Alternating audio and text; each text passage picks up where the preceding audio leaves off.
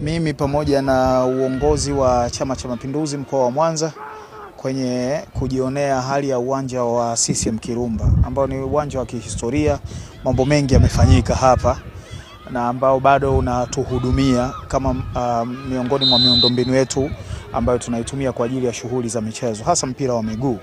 Kama ambavyo unaona kuna kipute hapa kinaendelea hapa nyuma yetu. Na mimi nimejionea, nilikuwa hali naifahamu kwenye makaratasi kwa siku za karibuni, nilikuwa sijaja, nimekuja nimejionea mwenyewe.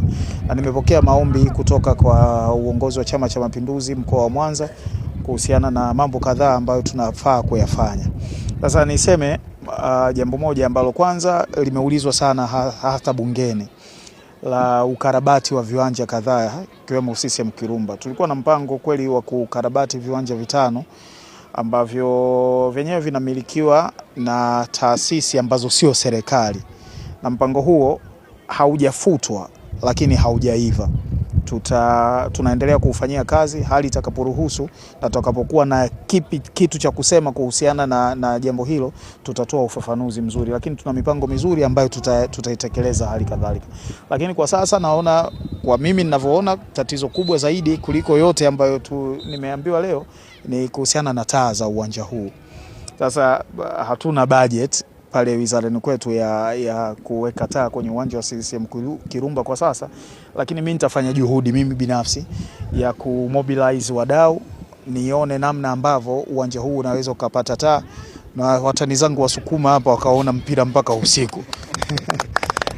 Kwa hivyo hilo ni jukumu ambalo mimi nitalivaa na nitahakikisha linatokea. Wanipe muda kidogo niongee na wenzetu ambao wamekuwa wakijitolea sana, wadau ambao wamekuwa wakitusaidia sana kwenye shughuli za michezo kadhaa, nione namna ambavyo wanaweza kutusaidia kipute kipigwe hapa hata nyakati za usiku. Itaongezea muda wa kuburudika, lakini inaweza kuongeza idadi ya mechi ambazo zinachezwa hapa na vitu vingine vingi. Uweze amini, huu ni miongoni mwa watu wana complain mambo mbalimbali yanayohusu Mwanza kuhusiana na mambo ya michezo. Kwa hivyo unajua, kama unavyofahamu, tuna shughuli nyingine usiku, na huyu ni rafiki yangu wa siku nyingi.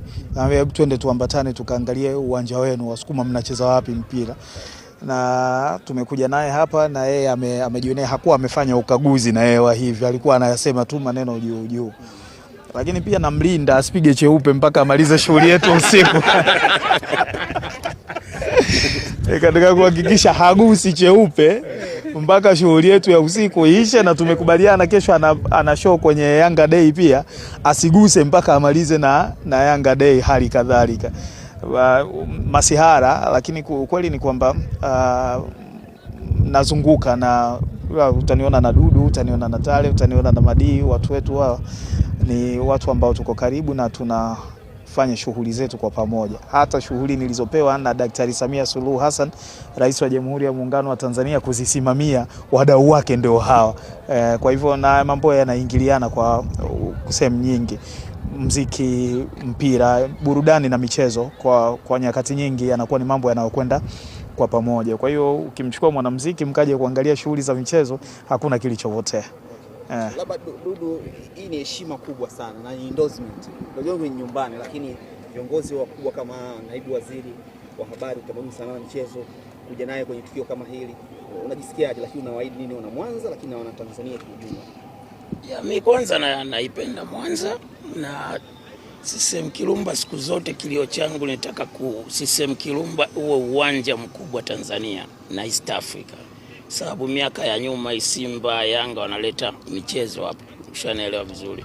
Lakini wagina niuma kuona kwa nini KMC wana uwanja mzuri, Azam wana uwanja mzuri, hawa Watanga wana uwanja mzuri mpaka una taa, alafu sisi Usukumani hakuna taa.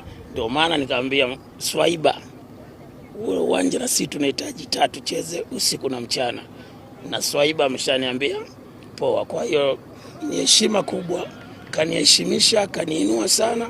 Tumetoka mbali, lakini hapa tuko kikazi zaidi. Hakuna cheupe hapa wala kimsi.